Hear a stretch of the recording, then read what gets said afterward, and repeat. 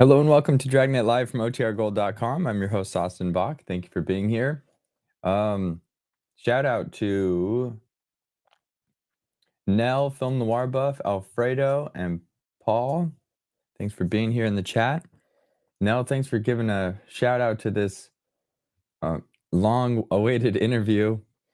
As I've said, if you've been a watcher of the channel for a while, I've been talking about interviewing Peggy Weber since probably July of last year.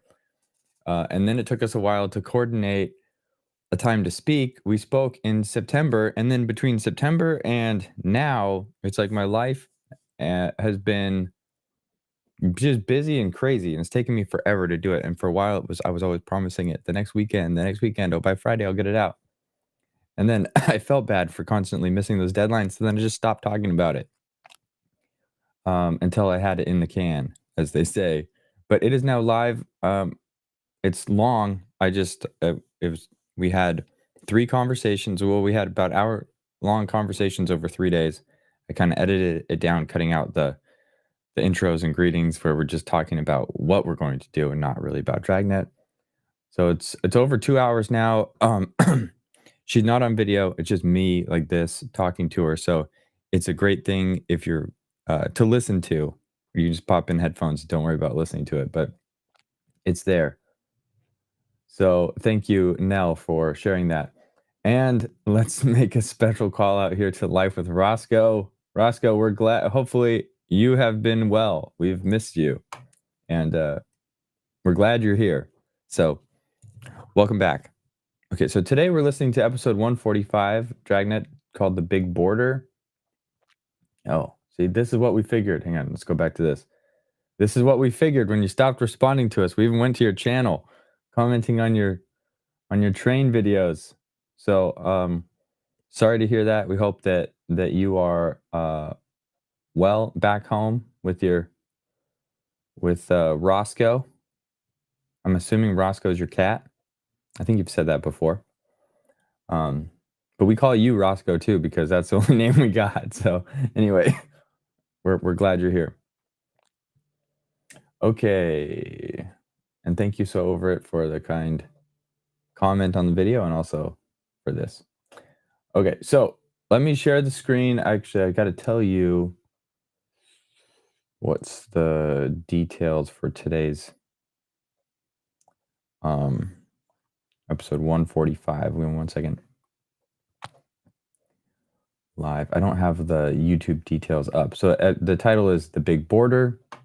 It's about 2 convicts that escaped from the state penitentiary. They're heading towards Los Angeles. They're armed, and they boasted they won't be taken alive. So they have to go get them. This originally aired March 20th, 1952. I've already shared a lot of stuff from March of 1952, so we're just going to dive right into it. But anyway, great. Okay, sorry for coughing right in there. I'm going to go on mute. Enjoy the show.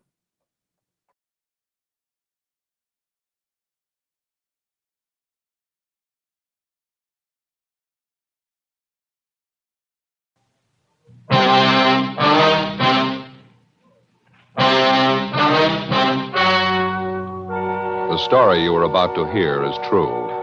The names have been changed to protect the innocent.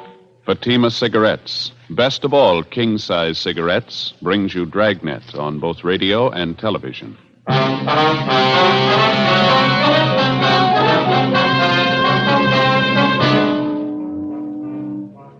You're a detective sergeant. You're assigned a robbery detail. 2 convicts escaped from the state penitentiary. They're heading for your city. They're armed. They've boasted they won't be taken alive. Your job? Get them. In Fatima, the difference is quality. Yes, in Fatima, the difference is quality. Prove it yourself today. Compare Fatima with any other king-size cigarette. 1. Fatima's length filters the smoke 85 millimeters for your protection. 2. Fatima's length cools the smoke for your protection. 3. Fatima's length gives you those extra puffs. 21% longer than standard cigarette size. And in Fatima, you get an extra mild and soothing smoke, plus the added protection of Fatima quality. Definitely the best quality in its class. but the same price as the cigarette you're now smoking. Buy Fatima in the bright, sunny yellow pack. Best of all, king-size cigarettes.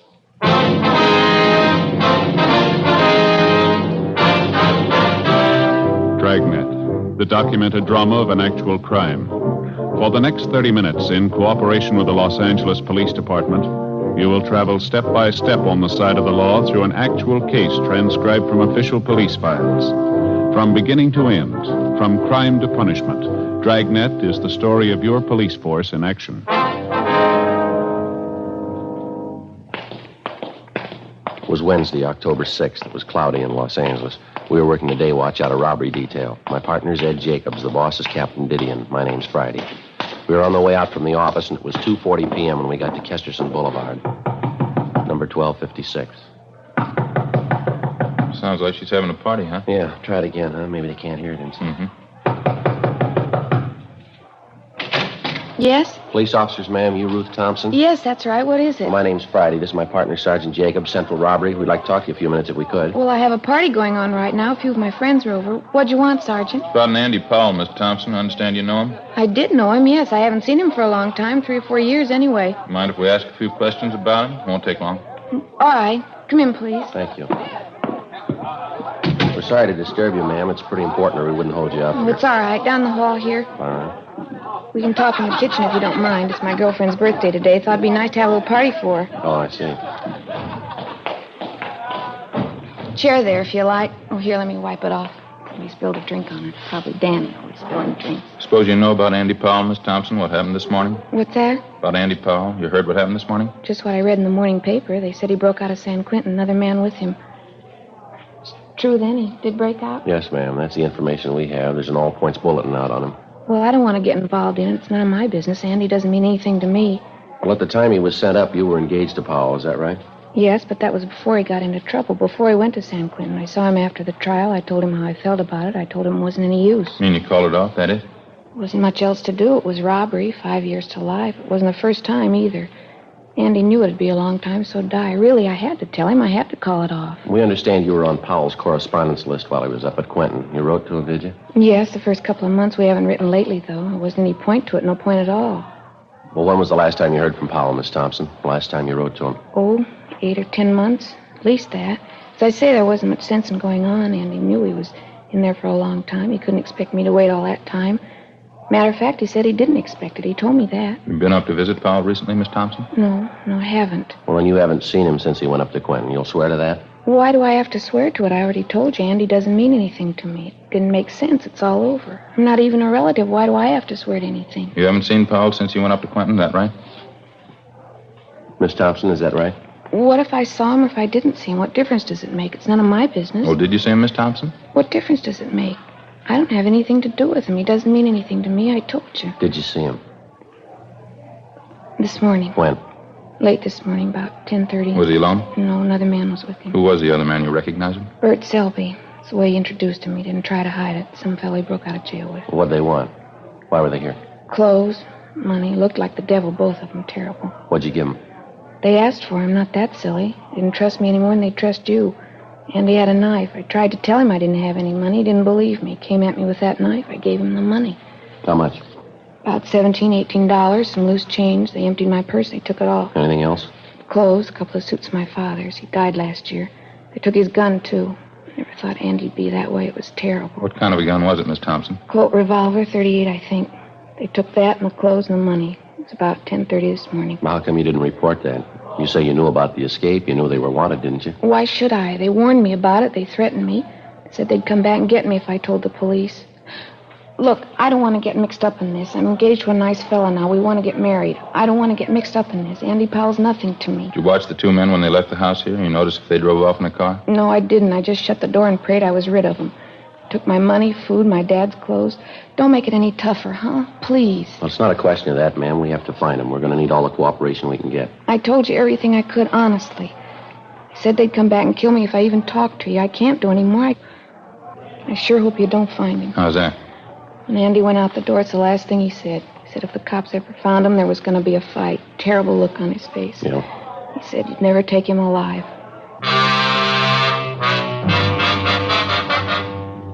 The APB had come in a few minutes before 8 o'clock that morning. It was from the warden's office, San Quentin. The two suspects had been assigned to an early morning work detail at the penitentiary, and they were first reported missing at the 7 a.m. count. Number one suspect was Andrew A. Powell, WMA, 29 years, 5'9", 175 pounds. Brown hair, blue eyes, tan complexion. Suspect number two, Bertram O. Selby, WMA, 31 years, 5'11", 160 pounds, blonde hair, gray eyes, tan complexion.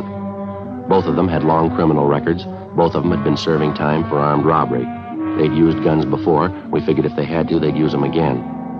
Before we left Powell's ex-girlfriend, Ruth Thompson, we called the office and arranged for a 24-hour stakeout on her home in case the escaped prisoners returned. We also made arrangements for a stakeout at the downtown restaurant where she was employed as cashier. We passed along the information which the Thompson girl had given us, and a broadcast and an APB was gotten out on the suspects.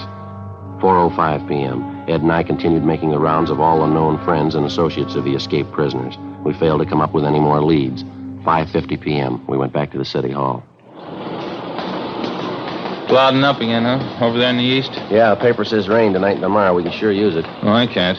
What's the matter? I haven't had a chance to get the shoemakers yet. Here, look at that. Hole in my shoe.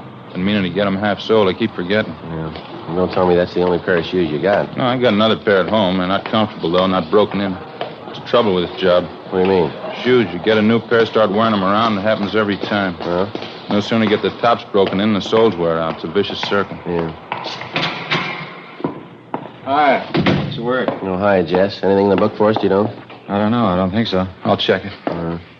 How'd you two make out? Any luck? Oh, not too bad, Jess. We know Powell and Selby were in town this morning. Good chance they're still here. Mm-hmm. Any kickback on that last all points we got out? Well, nothing so far. Gaffney and Ricketts are running down a couple of possibles right now. One of them might pan out. Nothing in the book, Joe. We're clear. Just saying, Ed, on this Powell and Selby thing, got a couple of possibles we're checking on. Both calls came in the last hour. One was a holdup, Olympic near Vermont. Pawn shop there. Two men pulled it off, slugged the owner, took clothes, money, 12-gauge shotgun. Well, how about descriptions on the men? Well, they seem to be fairly close. What I got over the phone, Gaffney and Ricketts are out talking to the victim. They took mugs of Powell and Selby along, waiting for their call back now. You said you had two calls. What was the other one? 211 and slugging out on Hollywood Boulevard, just above Western. A couple of thieves knocked over a dry goods store. Some take, clothes and money. Descriptions are pretty close there, too. Hollywood division's covering. Waiting for their call back. Does anyone want to smoke? Yeah. Thanks. Here. Yeah, thanks. Thompson girl's the only one who had anything, huh? None of the others could help you out? Yeah, that's about the size of it. Apparently, Powell doesn't have too many connections in town. Selby has even less. No more than a dozen names on that list. Were they, Joe? Friends, relatives? An even dozen. A couple of bars Powell was known to hang out when he was in town. Checked them out, too. Nothing. Well, they sure made a beeline here after they broke Quentin. It's a good 500-mile stretch. If they don't have the connections here to help them, then what's the big attraction? Yeah. They could have some help lined up we don't know about. Somebody to hide them out, keep them in groceries for a while. It's possible they're making a run for one of the border towns, Tijuana, Mexicali. Maybe Powell figured on more help from the Thompson girl. Clothes and money. Enough to get him and Selby over into Mexico, huh? She said all I got was $17. Had to cut corners to make it on that. Robbery, Gonzalez. Oh, yeah, Jack. You sure? Yeah, okay, fine, thanks. Bye. What do you got? Jack Ricketts. He and Gaffney just finished talking to the owner of the pawn shop that was held up, the one on Olympic. Yeah. They gave him a handful of mug shots to check. He tabbed two of them, Powell and Selby. 6:30 p.m. A supplementary broadcast and an APB was gotten out on the two suspects, and the Record Bureau's photocopy room turned out 2,000 copies of Powell's and Selby's mugshot for distribution. At 9 p.m., a theater on Western Avenue was robbed of $192. Powell and Selby were again identified as the holdup men. The robbery victim, the manager of the theater, said that both men were armed, one with a .38 revolver, the other with a sawed-off shotgun. Neither the manager nor the two witnesses were able to tell us how the thieves got away from the scene of the crime, if they were on foot or if they had a car. 11:20 p.m. A hotshot call came through on a holdup at a liquor store and delicatessen down on South Central Avenue. For the third time that night, Powell and Selby were identified from their mugshots as the holdup men. They'd used the same weapons, the revolver that they'd taken from the Thompson girl's home, and the shotgun that they picked up in the robbery of the Olympic Boulevard pawn shop. Again, the victims were unable to tell us how the suspects got away, whether on foot or by car. Midnight, 1 a.m. There were still no replies to supplementary broadcasts and bulletins which had been gotten out. 1:25 a.m. Another hotshot call came through, this time on a holdup and a slugging at the 2050 room, a small nightclub on West 9th Street. Ed and I handled the call. For the fourth time, the bandits were identified as Powell and Selby, and for the fourth time, they'd made good their escape. We interviewed the manager of the 2050 room, a Herman Saunders. Quite a few people in here at the time of the holdup, Mr. Saunders? Yeah, good for Thursday night, 30 or 40 anyway. We sure left in a hurry. This is the second time this year we've been knocked over. Insurance company isn't going to like it too much. Well, how much money did they take altogether, do you know? A little less than $600 from the cash register, mostly currency, some rolls of dimes and quarters. Got another $150 from my wallet. That's about it. They didn't take anything from the customers. Are you sure about that identification, are you? There's no chance of a mistake there? I'm positive. I'd know Andy Powell anywhere. I should know him. Like I told you, he worked for me a year and a half. I was here at 2050? Yeah, he worked behind the bar. Good man, too. I don't get it at all. You mean why it went bad? Well, yeah, that, too. What I mean is if you're going to hold up a place, you don't pick a joint where everybody knows you. I spotted Andy as soon as I saw him at the bar. So did a couple of the waiters. He wasn't wearing any kind of a mask? He didn't make any attempt to disguise himself? No, stood there big as life, him and this other fella. Didn't waste any time either. They pulled the guns, lined up everybody in the place, and stood them against that wall over there. Mm-hmm. Real Wild West style. Took over the whole place. Acted real wild, Andy and this other fella. Must be crazy. Nobody was hurt? Didn't slug anyone? I slapped a few of the customers around. I thought for a while they were really going to get rough. They had us lined up against the wall. Andy was acting tough. Had this knife with him, good 4-inch blade.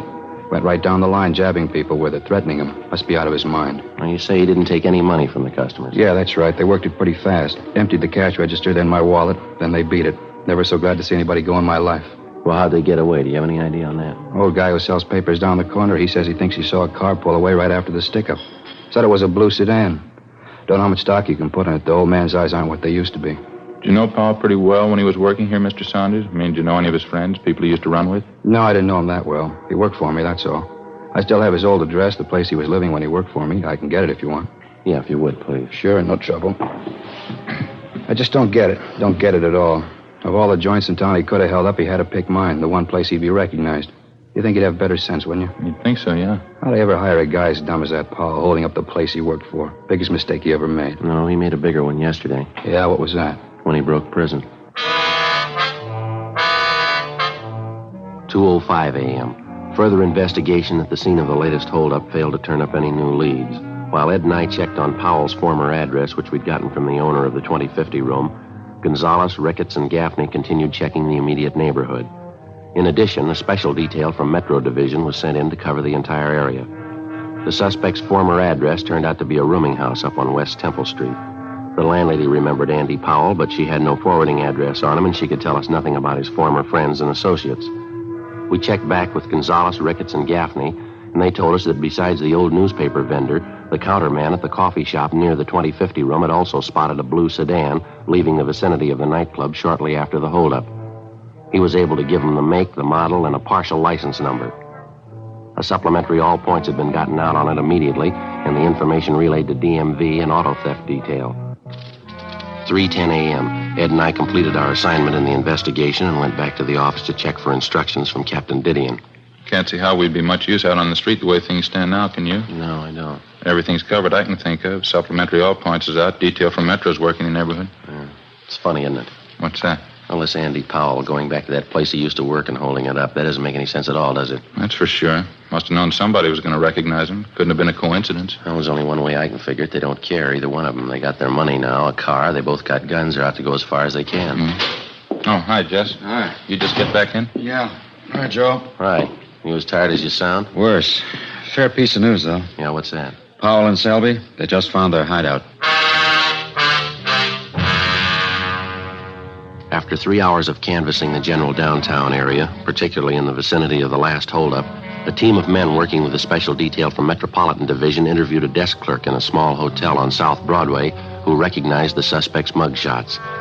The two of them had registered early the morning before under the names J.E. Dennis and Harold Thompson, both from Fresno, California. The hotel room was searched and 2 San Quentin inmate uniforms were found stuffed under the mattress of the bed. After the room was processed for fingerprints, there was no doubt that the recent occupants were Powell and Selby. The clerk had no idea when they were supposed to return. The hotel was staked out immediately, and the citywide search for the escaped prisoners went on. The following day, Thursday, October 7th, 11:30 a.m., Still no sign of the suspects, no further reports or leads as to their whereabouts. The search went on. Ed and I signed back in at the office. 10 minutes later, a long-distance phone call came in for us. When was that, Mort? What's that? Yeah, close enough, right. We'll let you know, yeah. Bye. Mort Gear down to San Diego. Yeah, what do you want? One of their traffic officers was checking a car about 8 o'clock this morning, 586 parking. Mm-hmm. Blue sedan, fits close to the description of the escape car. Well, it's a pretty common model, isn't it? Do you see anything else? Traffic man checked the inside of the car, glove compartment, found half a dozen rolls of dimes and quarters, same name stamped on all of them. Yeah. 2050 room.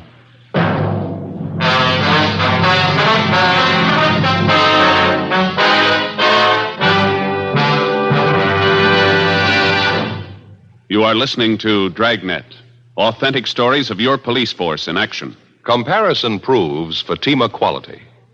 Prove Fatima quality yourself today. Compare Fatima with any other king-size cigarette. 1.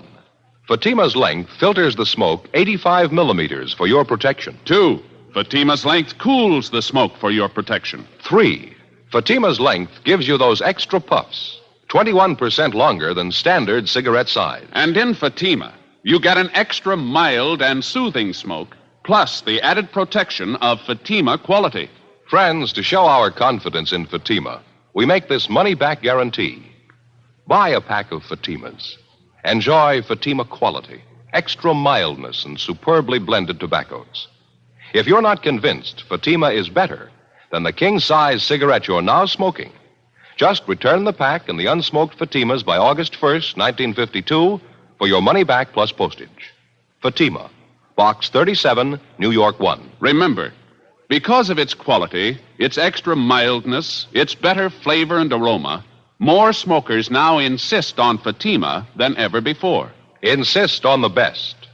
Fatima, extra mild and soothing, plus the added protection of Fatima quality. Smoke Fatima. Best of all, king-size cigarettes.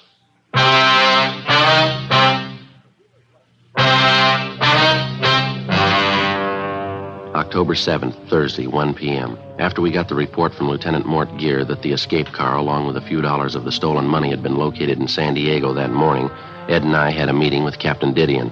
It was beginning to look like our first hunch was right. Powell and Selby's 24-hour campaign of holdups in the Los Angeles area had netted them a fresh change of clothes and more than enough money to live on for a while. With the locating of the escape car in San Diego, it looked like the suspects were apparently taking the next logical step, a fast move over the international border into Mexico, a distance of less than 20 miles from San Diego. Probably they figured once over the line, they had a good chance of losing themselves. 1:40 p.m. On Captain Didion's orders, Jess Gonzalez, Ed, and I got in the car and headed south for San Diego with a supply of mugshots of the escaped prisoners. We got there a few minutes after 4 p.m. We went directly to the San Diego PD, where we contacted Sergeant Tony McGuire, robbery detail. Tough week, huh? Hear they've been driving you crazy up there. Just about, Tony. 4 robberies in 24 hours, giving us a run. How about Mort Gear? You around? Yeah, he just went down the hall, Jess. Ought to be back in a minute. Why don't you fellas sit down? Yeah, Thanks very much. Well, what's the latest, Tony? Anything since you picked up that blue sedan? No, not much. Got the car in the impound, had it dusted for prints. We made them all right, both sets. Powell and Selby. No sign of them around town?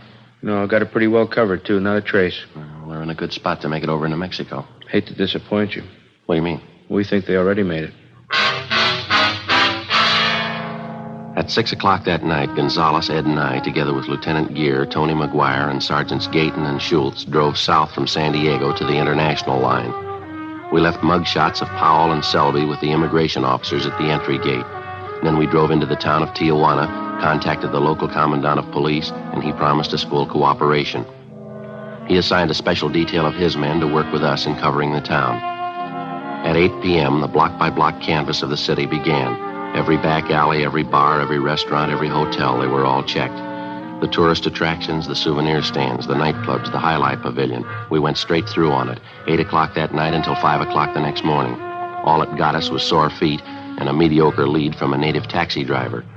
After being shown the mugshots, he told one of the Mexican officers in the detail that about noon that day, he'd picked up 2 Americans resembling Powell and Selby and driven them to the town of Tecate, another Mexican tourist spot about 25 miles to the east. 10:30 a.m. We drove over and checked with the police at Tecate, and they told us that 2 Americans had arrived in the town that morning. He invited Jess Gonzalez to go along with the 3 of his men to the hotel where the men were supposed to be staying. Ed and I waited in the office.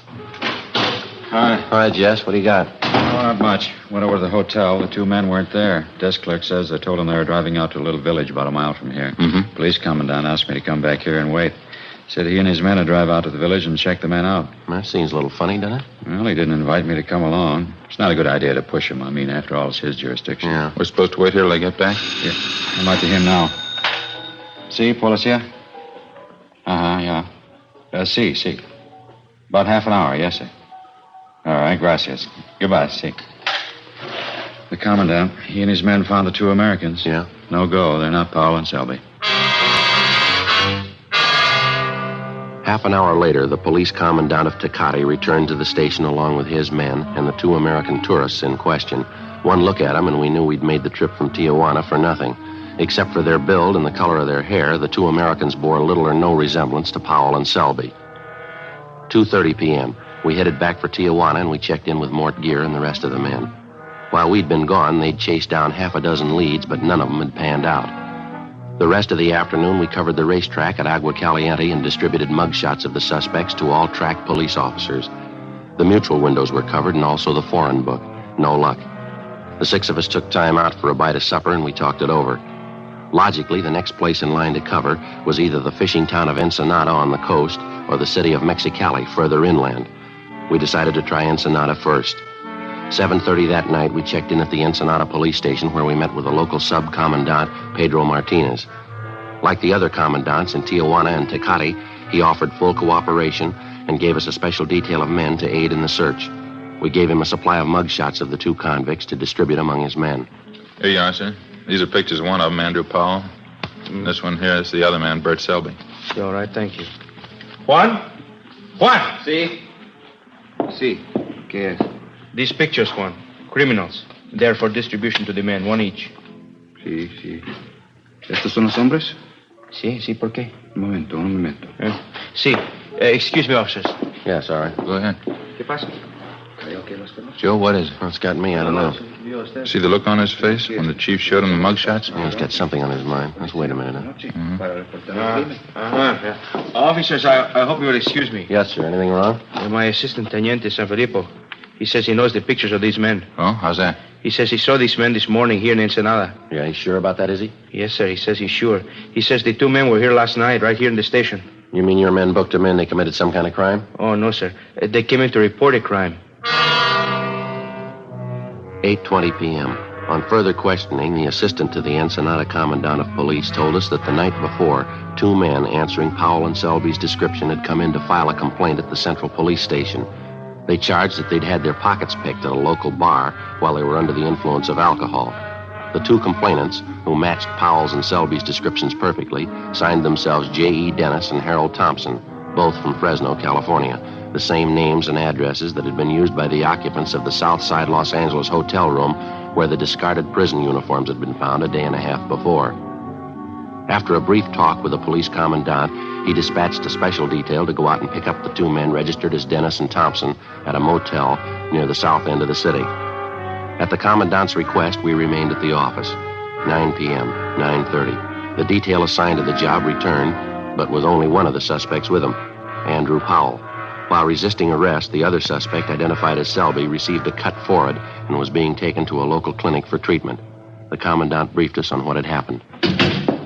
Their rooms were searched, Officer Friday. Some money was found, also 2 guns, a revolver, a shotgun. Here they are. All right, thanks very much, sir. Well, Paul, how about it? You ready to cop out? What are you talking about, cop out? What'd you guys come all the way down here for anyway? You can't touch us. What makes you think we can't? You can't, that's all. You know better. You can't arrest us down here. No jurisdiction. We didn't arrest you, Powell. The Mexican officers did. Okay, fine. Now, how do you expect to get us out of Mexico? Guess again, copper. You know you can't do it. You haven't got the right to. Maybe.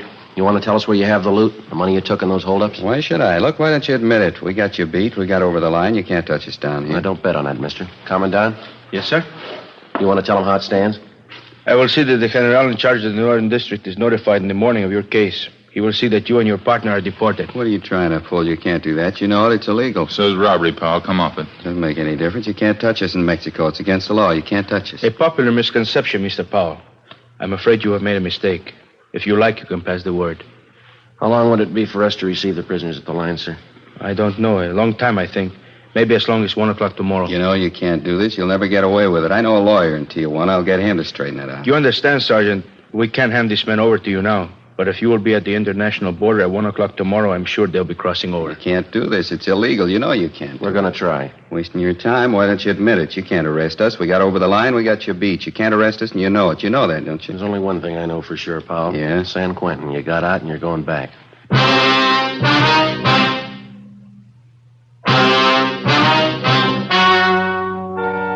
The story you have just heard was true. The names were changed to protect the innocent. On December 9th, trial was held in Superior Court, Department 87, City and County of Los Angeles, State of California. In a moment, the results of that trial. Now, here is our star, Jack Webb. Thank you, George Fenneman. Friends, try a pack of Fatimas tomorrow and compare them yourself. We're so sure that you'll enjoy Fatima's extra mild and soothing smoke that we'll give you your money back if you don't enjoy Fatima more than the king-size cigarettes you've been smoking. Now, in my opinion, nothing proves our confidence in Fatima more than that. So buy a pack tomorrow. I know you'll agree with me that Fatima is the best of all king-size cigarettes. That in Fatima, the difference is quality.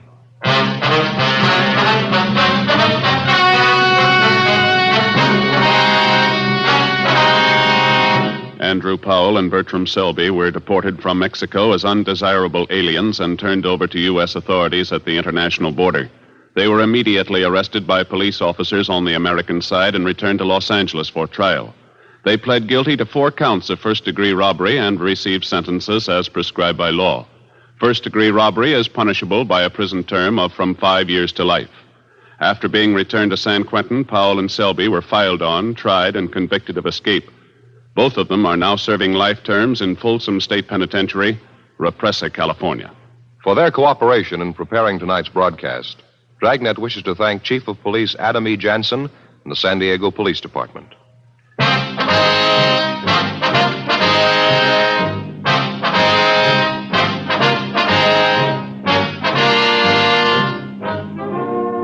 You have just heard Dragnet, a series of authentic cases from official files. Technical advice comes from the Office of Chief of Police W.H. Parker, Los Angeles Police Department. Technical advisors Captain Jack Donahoe, Sergeant Marty Wynn, Sergeant Vance Brasher. Heard tonight were Barney Phillips, Whit Connor, Herb Ellis. Script by Jim Moser. Music by Walter Schumann. Hal Gibney speaking.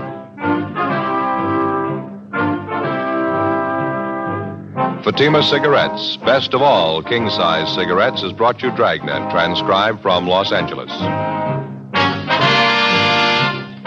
Now it's Counter Spy on NBC.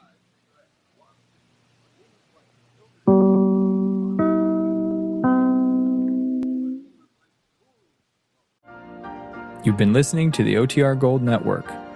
Find more classic radio at otrgold.com.